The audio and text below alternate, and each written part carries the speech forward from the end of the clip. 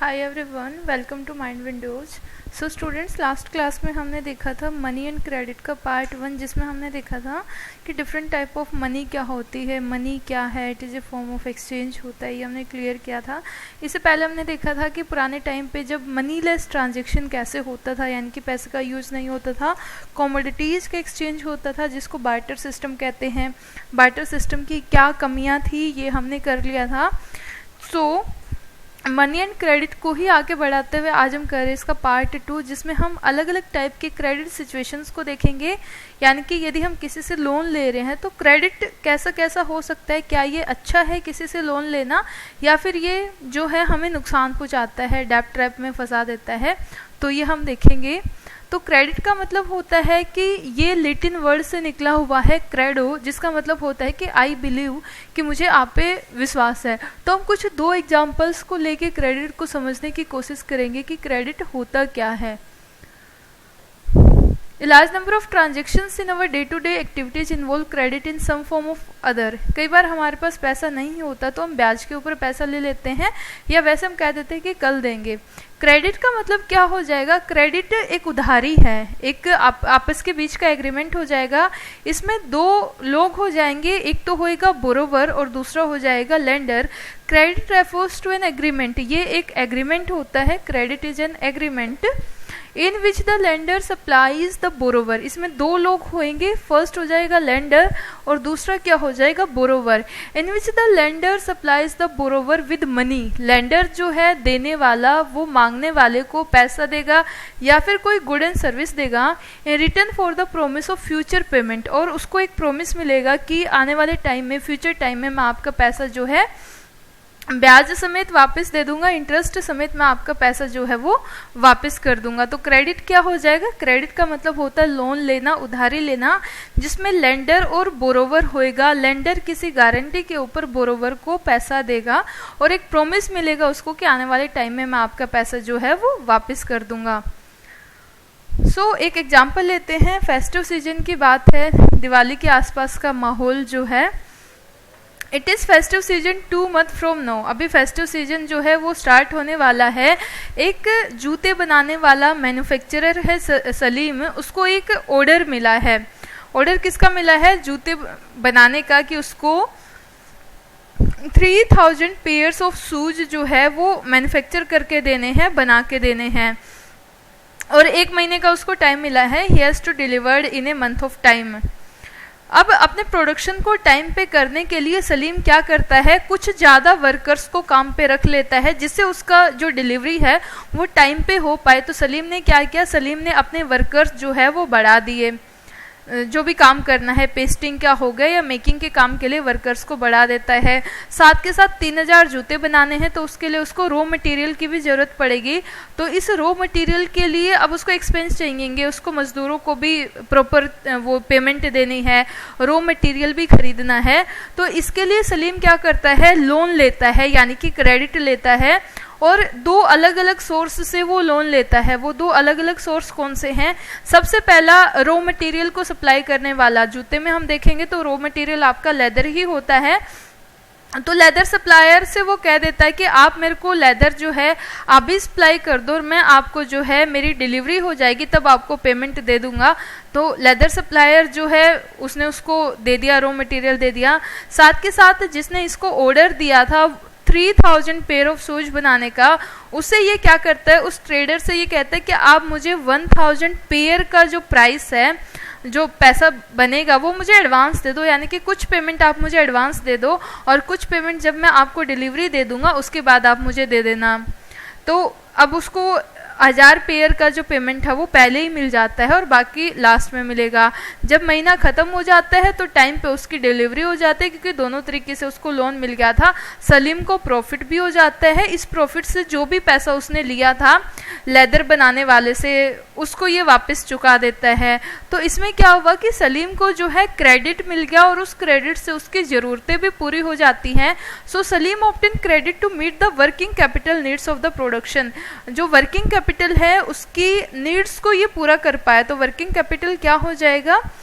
Working capital का मतलब ये होता है कि जो डे टू डे एक्टिविटीज़ के काम के लिए जो पैसा होता है, जो बिजनेस को रन करने के लिए पैसा चाहिए होता है उसको हम कहेंगे वर्किंग कैपिटल। रॉ मटेरियल को खरीदने के लिए, लेबर को देने के लिए, या कोई और काम दुकान में आ जाएगा, कोई मशीन को ठीक करने में, यानी कि डे टू डे एक्टिविटीज़ में जो पैसा लगेगा उसको हम कहेंगे वर्किंग कैपिटल। तो सलीम को जो है क्रेडिट मिल जाता है वर्किंग कैपिटल की ज़रूरत को पूरा करने के लिए। तो इससे क्या हुआ, credit helps him to meet the ongoing expense of production. इसे उसका जो एक्सपेंस था प्रोडक्शन का वो टाइम पे प्रॉपर हो पाया, उसका प्रोडक्शन कंप्लीट हो पाया और उसकी अर्निंग में इंक्रीमेंट हो पाया, यानी कि उसको प्रॉफिट हो पाता है। तो क्रेडिट ने क्या किया, क्रेडिट ने एक रोल प्ले किया है सिचुएशन में, पॉजिटिव रोल प्ले किया है। सलीम को इस पूरे सिचुएशन से क्रेडिट लेने से, लोन लेने से फ़ायदा हुआ है। तो फर्स्ट केस हम देखा है हमने, जिससे क्रेडिट जो है वो पॉजिटिव रोल प्ले करता है, यानी कि फ़ायदा पहुंचाता है।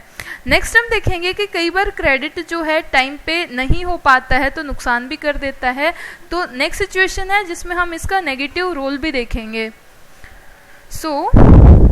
ये एक फार्मर की है,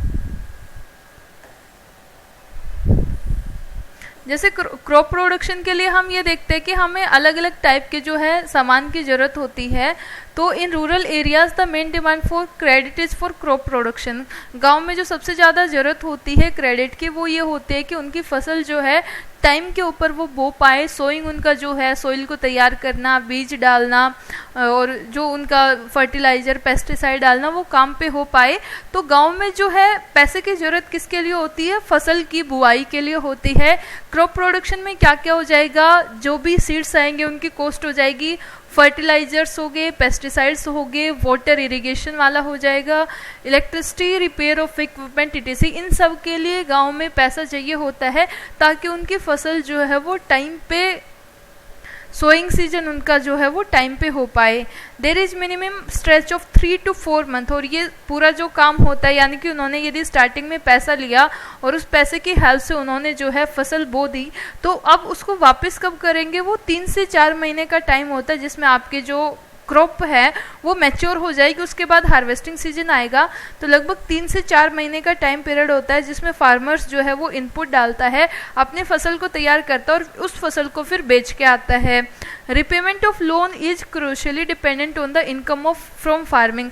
अब फार्मिंग से कितनी इनकम हुई उसी के हिसाब से आप जो है लोन का रिपेमेंट कर पाओगे, वापस दे पाओगे।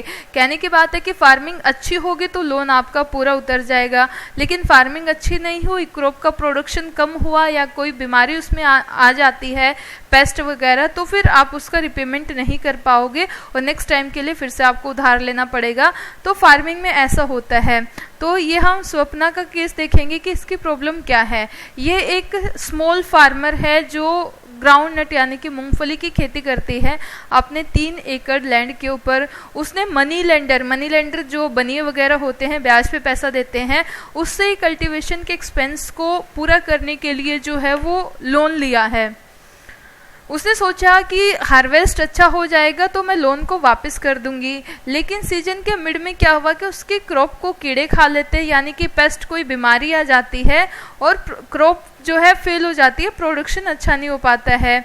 सपना को क्या करना पड़ता है कि स्प्रे करना पड़ता है क्रॉप्स के लिए, एक्सपेंसिव फर्टिलाइजर्स उसको डालने पड़ते हैं, लेकिन उससे भी बहुत ज़्यादा फ़र्क नहीं होता है, थोड़ा बहुत डिफरेंस पड़ता है, यानी कि पेस्टिसाइड्स का खर्चा और ज़्यादा बढ़ जाता है, फिर भी फसल में कुछ ज़्यादा इम्प्रूवमेंट नहीं आती है। अब फसल कुछ हुई नहीं तो सपना जो है वो अपना वापस कैसे करेगी, क्रेडिट को वापस कैसे चुकाएगी, तो वो अनेबल है। मनी लेंडर घर आता है लेकिन उसके पास पैसा ही नहीं है क्योंकि फसल अच्छी नहीं हुई। हर साल ऐसे हो रहा है, तो टाइम के साथ क्योंकि टाइम होता है, इस बार नहीं दे पाई तो डेप्ट उसका जो है वो ग्रो करता जा रहा है हर साल और एक बड़ी अमाउंट बन जाता है। नेक्स्ट ईयर कल्टीवेशन के लिए, फिर से फसल उगाने के लिए सपना ने फिर से लोन ले लिया क्योंकि पैसा पिछली फसल से आया नहीं था। इस बार भी जो फसल हुई है वो बहुत ज़्यादा अच्छी नहीं हुई, यानी कि सिर्फ नॉर्मल ही हुई है और अर्निंग तो हुई है लेकिन इतनी अर्निंग नहीं हुई कि पुराने वाला लोन भी वो चुका पाए। तो वो किस में फंस गई, वो कर्जे में फंस गई, यानी कि डेप्ट में फंस जाती है। उसको अपनी ज़मीन का एक टुकड़ा है वो वापस उसको बेचना पड़ता है। तो इस केस में क्रेडिट में हमने क्या किया, credit in this case pushes the borrower into A situation from which recovery is very painful. इस सिचुएशन में जो बोरोवर था, उधार लेने वाला था, उधार लेने की वजह से एक ऐसे सिचुएशन में चला गया जहाँ से उसकी रिकवरी जो है बहुत ही ज़्यादा पेनफुल है, बहुत ज़्यादा मुश्किल है। तो एक हमने देखा सलीम और दूसरा हमने देखा स्वप्ना। सलीम के केस में हमने ये देखा कि क्रेडिट से उसकी अर्निंग जो है इंक्रीज हो जाती है और इससे पर्सन जो है पहले के कंपैरिजन में काफ़ी ज़्यादा बेटर ऑफ करता है, यानी कि उसकी कंडीशन काफ़ी अच्छी हो जाती है, पैसे उसके हाथ में आ जाते हैं। दूसरे केस में हमने क्या देखा कि ये उसको एक ऐसे साइकिल में भर देता है जिससे उसकी रिकवरी जो है हो नहीं पाती है, यानी कि डेब्ट ट्रैप में शामिल हो जाता है। अब वो सिचुएशन से चाह के भी, उस बुरी साइकिल से चाह के भी नहीं निकल पाएगा। तो डेब्ट ट्रैप क्या होता है? एक ऐसी सिचुएशन होती है इन विच इट इज़ डिफ़िकल्ट और इम्पॉसिबल टू पे, जिसमें आप उसको पे ही नहीं कर सकते हो, अमाउंट बहुत ज़्यादा हो चुका है, आपकी अर्निंग इतनी आ नहीं रही है और उसके ऊपर बार बार इंटरेस्ट लगता जा रहा है, आप उसको पे ही नहीं कर पाओगे, बहुत इम्पॉसिबल हो जाएगा पे करने वाला। इसमें पर्सन की सिचुएशन पहले से भी ज़्यादा खराब हो जाती है। ये क्वेश्चन आएगा आपको, ये आपको लिख के देखना है। Credit is useful as well as harmful, it depends on the risk involve, support the statement with example. Credit अच्छा भी होता है, बेकार भी होता है, ये डिपेंड करता है कितना रिस्क इन्वॉल्व है, किस टाइप का रिस्क है। तो आपको बताना है कि कैसे क्रेडिट से सिचुएशन अच्छी हो जाती है, जैसे सलीम का एग्जाम्पल लिया था, और कैसे क्रेडिट जो है बहुत ज़्यादा रिस्की भी रहता है। स्वप्ना के केस में ये बहुत ज़्यादा रिस्की था, तो उस एग्जाम्पल से भी आप बता सकते हो। नेक्स्ट हम देखेंगे टर्म्स ऑफ क्रेडिट क्या क्या होते हैं। यदि कोई हमसे उधार लेगा तो बदले में हमें किन किन कंडीशंस का सामना करना पड़ेगा, उन सबको एक साथ मिला के हम बोलेंगे टर्म्स ऑफ क्रेडिट। जैसे हाउस लोन की हम बात करें, मेगा ने 5 लाख का लोन लिया है बैंक से एक घर को परचेज करने के लिए। उसका जो एनुअल इंटरेस्ट होगा बैंक चार्ज करेगा वो 12% हो जाएगा और अगले 10 साल में EMIs के माध्यम से, मंथली इंस्टॉलमेंट के माध्यम से उसको वो वापस देना है। मेगा ने क्या किया, मेगा को बैंक में जो है डॉक्यूमेंट्स दिखाने पड़े, अपना एम्प्लॉयमेंट रिकॉर्ड और सैलरी बतानी पड़ी कि वो कहाँ पे काम करती है, कहाँ जॉब करती है, उसकी सैलरी कितनी है। उसके बाद ही ये सब कंडीशंस दिखाने के बाद ही बैंक ने जो है लोन देने के लिए एग्री किया। बैंक ने कोलेट्रल के तौर पे नए घर के जो डॉक्यूमेंट्स हैं वो रख लेते हैं सिक्योरिटी के तौर पे। तो कोलेट्रल क्या हो जाएगा, सिक्योरिटी, यानी कि आने वाले टाइम में यदि मेघा उसका बैंक का पैसा वापस नहीं दे पाई तो बैंक क्या करेगा, उस घर की बोली लगाएगा, नीलामी करेगा और अपनी कीमत को वहाँ से निकाल लेगा। तो ये एक टाइप का सिक्योरिटी सिस्टम होता है।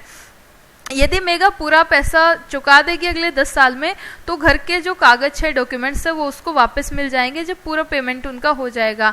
तो इनको हम क्या करेंगे, ये हमारे टर्म्स ऑफ क्रेडिट हो जाएंगे। टर्म्स ऑफ क्रेडिट क्या होता है कि लोन देने से पहले बोरोवर जो है कुछ कंडीशंस को फॉलो करेगा। Every loan agreement specify an interest rate which the borrower must pay to the lender along with the repayment of the principal. Principal amount तो हमें देना ही देना है, प्रिंसिपल के अलावा हमें इंटरेस्ट भी देना है और वो इंटरेस्ट जो लेंडर होएगा वो डिसाइड करता है, बैंक डिसाइड करते हैं, कोई प्राइवेट लेंडर है तो वो डिसाइड करेगा। तो प्रिंसिपल अमाउंट के साथ साथ हमें जो है वो इंटरेस्ट रेट भी चुकाना पड़ेगा, उसी के बाद ही वो एग्रीमेंट हो पाएगा। तो इसमें एक इंटरेस्ट रेट होता है, जैसे यहाँ पे 12% दिखा रखा है, प्रिंसिपल अमाउंट 5 लाख है, टोटल लोन अलग हो जाएगा। इसके अलावा हमें क्या करना पड़ेगा, लेंडर डिमांड कर सकता है कोई सिक्योरिटी की कोलेट्रल के तौर पे, जैसे घर के कागज हो सकते हैं या कोई व्हीकल हो सकता है, कोई प्लॉट हो सकता है, कोई बिल्डिंग हो सकती है, ऑफिस हो सकता है। तो कोलेट्रल के तौर पे जो है वो सिक्योरिटी इसने क्या दिया है, पेपर्स ऑफ न्यू हाउस, नए घर के पेपर्स जो हैं इसने कोलेट्रल के तौर पे रखे हैं। तो कोलेट्रल क्या हो जाएगा, it is an asset that the borrower own and use this as a guarantee to a lender until the loan is repaid. जब तक लोन वापस नहीं हो जाता उसको एक गारंटी के तौर पे जो है लेंडर अपने पास रखेगा। कॉमन एग्जाम्पल क्या हो सकते हैं कोलेट्रल के, भाई जमीन आप लैंड दे सकते हो या फिर कुछ व्हीकल्स आप रख सकते हो या बैंक में कुछ भी है आपका, डिपॉजिट्स, ज्वेलरी हो सकती है, ये सारे कोलेट्रल के एग्जाम्पल हो जाएंगे। गाड़ी है, घर है, कोई ज्वेलरी हो जाएगा। If the borrower fails to repay the loan, the lender has the right to sell the asset or collateral to obtain payment. यदि उधार लेने वाला उधार नहीं चुका पाता है तो लेंडर के पास ये राइट होता है कि जो भी सिक्योरिटी के तौर पे उसने कोलेट्रल रखी है उसको बेच के अपना जो भी अमाउंट है वो वहाँ से निकाल पाए। So interest rate, collateral, documentation जो भी रिक्वायर होंगे, और मोड ऑफ पेमेंट क्या होगा। मोड ऑफ पेमेंट का मतलब होता है कि पेमेंट आप कैसे करोगे, कैश के माध्यम से करोगे या चेक करोगे। इन सबको एक साथ जब हम मिला देते हैं तो इन्हीं को बोला जाता है टर्म्स ऑफ क्रेडिट। तो टर्म्स ऑफ क्रेडिट में क्या आ जाएगा, फर्स्ट इंटरेस्ट रेट, कितना इंटरेस्ट रेट है, कोलेट्रल में क्या रखा है आपने, और बाकी डॉक्यूमेंट्स जैसे काम कहाँ करते हो, सैलरी कितनी है, जो डॉक्यूमेंटेशन रिक्वायर्ड है वो इसमें हो जाएंगे। और मोड ऑफ रीपेमेंट, वापस जब आप पेमेंट करोगे तो कैसे करोगे, कैश से करोगे या फिर आप चेक के माध्यम से करोगे। तो इन सबको एक साथ मिला के, इन सारे टर्म्स को मिला के बोला जाता है terms of credit. Terms of credit जो है वो वेरी करता रहता है, आप कहाँ से लोन ले रहे हो। आप किसी मनी लेंडर से ले रहे हो तो उसके अलग टर्म्स होंगे, आप बैंक से ले रहे हो तो उसके अलग होंगे। तो ये डिपेंड करता रहता है कि आपका लेंडर कौन है, बोरोवर कौन है। आगे हम कुछ एग्जाम्पल देखेंगे अलग टाइप के। तो इसने पूछा है which documents are required to be submitted to the bank for taking a house loan. House loan के लिए क्या करना पड़ेगा, या फिर आपसे पूछ रहा है कि what do you mean by the terms of credit can be unfavourable for the small farmers. ये केस हम देखेंगे कि कैसे स्मॉल फार्मर्स के लिए टर्म्स ऑफ क्रेडिट जो है वो अनफेवरेबल हो सकता है। तो पीछे जो हमने एग्जाम्पल देखा था कि फसल खराब होने की वजह से उतना ज़्यादा मुनाफा नहीं हो पाता है, जिससे टर्म्स ऑफ क्रेडिट जो है वो नुकसानदायक रहता है, अनफेवरेबल रहता है। तो नेक्स्ट है कि क्रेडिट के अरेंजमेंट अलग अलग टाइप के होते हैं। वैरायटी ऑफ क्रेडिट अरेंजमेंट कैसे लोग करते हैं तो हम देखेंगे। रोहित और रंजन जो है उन्होंने टर्म्स ऑफ क्रेडिट आज क्लास में पढ़ा है, और वो जानना चाहते हैं कि उनके एरिया के लोग कहाँ कहाँ से लोन लेते हैं। तो वो चले जाते हैं लोगों के पास कि कौन बोरोवर्स हैं, टर्म्स ऑफ क्रेडिट क्या है। अपने गांव में कुछ एग्जाम्पल्स देखते हैं और लोगों से बात करते हैं। अब वो खेत में गए हैं,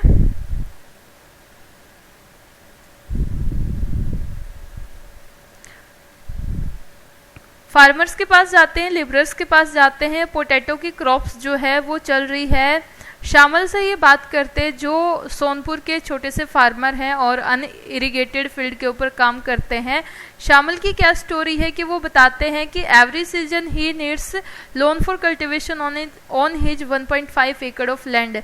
हर साल उसको 1.5 एकड़ लैंड के ऊपर फसल उगाने के लिए लोन की जरूरत पड़ती है। कुछ साल पहले उसने जो है गांव के एक मनी लेंडर से लोन लिया था, लोन उधारी में लिया था फॉर 5% पर मंथ के हिसाब से लोन है। 5% पर मंथ आप देखोगे तो बहुत ज़्यादा हाई रेट हो जाएगी, यानी कि साल का 60% रेट हो जाएगा। पिछले कुछ साल से जो है श्यामल बोरो करता ही जा रहा है ट्रेडर से। अब क्या करने लगा, पहले मनी लेंडर से लेता था, अब Shyamal has been borrowing from an agricultural trader in the village. अब गांव में एक एग्रीकल्चरल ट्रेडर है, यानी कि खेती का एक ट्रेड करने वाला है। अब श्यामल जो है उससे लेने लग गया है। वो इसको क्या करता है, पहले जो गांव का बंदा था वो 5% के हिसाब से देता था, ये वाला जो ट्रेडर है ये इसको 3% पर मंथ के हिसाब से देता है। साथ के साथ ये इसको स्टार्टिंग में कुछ इनपुट भी प्रोवाइड करता है, फसल के लिए सीड्स चाहिए, पेस्टिसाइड, फर्टिलाइजर्स भी इसको प्रोवाइड कर देता है क्रेडिट के तौर पे।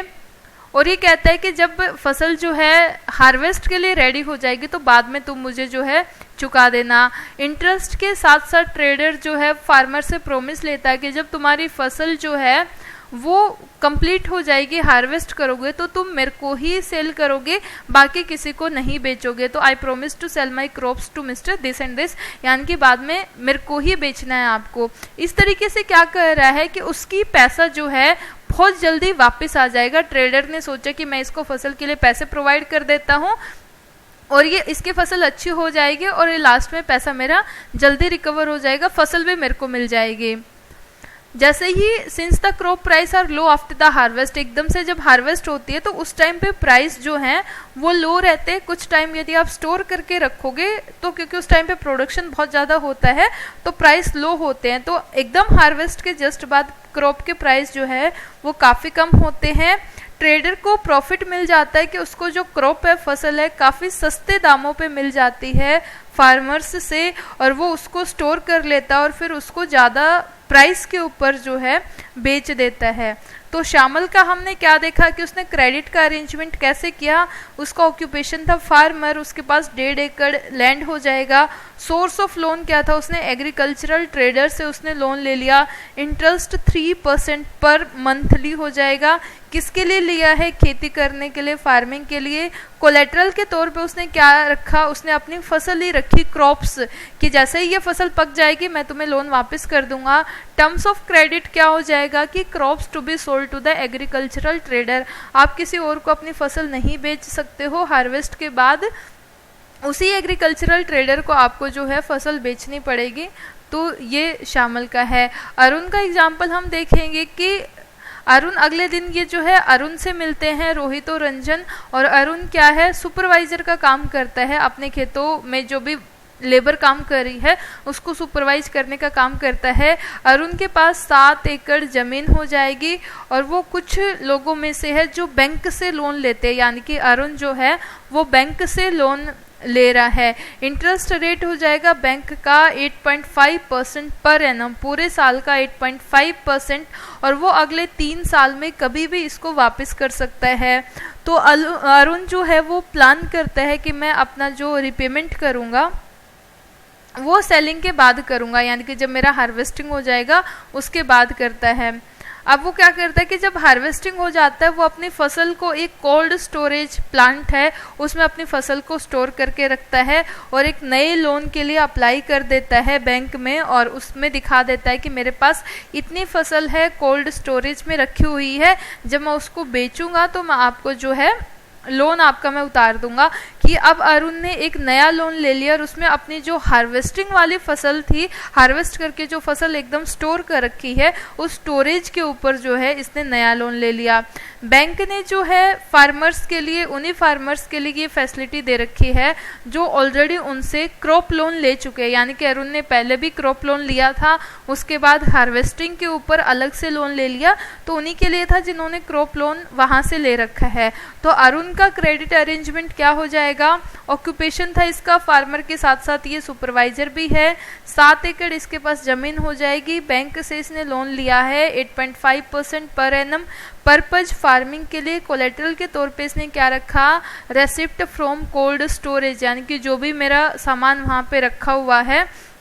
और टर्म्स ऑफ क्रेडिट क्या हो जाएगी, 8.5% इसका इंटरेस्ट लगेगा, और जो पोटैटोज इन कोल्ड स्टोरेज, कल को यदि ये नहीं दे पाया लोन तो जो भी कोल्ड स्टोरेज में इसके पोटैटोज रखे हैं उनको बेच के वापस रिपेमेंट ले ली जाएगी। तो अरुण के केस में हम देखेंगे कि इसको आने वाले टाइम में फ़ायदा हो जाएगा। नेक्स्ट हम देखेंगे रामा स्टोरी। रामा जो है पास के खेत में काम करती है, एक लेबरर के तौर पे काम करती है, और कई महीनों से जो है, कई बार ऐसा होता है कि साल में कई महीने तक काम नहीं होता है, कुछ टाइम ही, कुछ महीने ही काम होता है, तो उसको अपने जब काम नहीं होता है तो अपने घर के खर्चे चलाने के लिए उसको लोन लेना पड़ता है, क्रेडिट लेना पड़ता है। लोन किस लिए कि अचानक घर में कोई बीमार हो जाए या कोई फंक्शन आ जाए, अचानक कोई ज़रूरत आ जाए, तो जिसके यहाँ ये काम करते हैं जो एम्प्लॉयर है उसी के ऊपर ये डिपेंड है, उसी से लोन ले लेती है।